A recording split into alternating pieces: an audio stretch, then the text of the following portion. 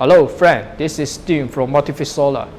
I will share with you the fall and winter solar cleaning robot maintenance tips. 1.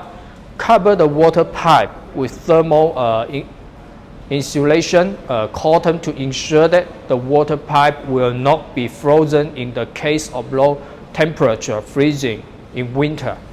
And this is an important way to make sure the cleaning robot can do water washing normally. 2. To disassemble the shell of the cleaning robot, check whether the mechanical structure and parts frozen or not. Then clean those eyes to ensure that the cleaning robot can run smoothly and also extend the life of the cleaning robot. 3. Due to the cleaning in autumn and winter, it's easy to wear out the brush of the robot. So it's best to check the performance of the brush every once in a while and then let the robot run. If the brush is short, you can manually adjust it down.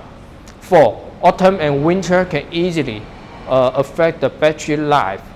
Therefore, it is best to check the battery performance every once in a while and do a good job of battery protection to extend the running time of the robot. That's all. Thank you.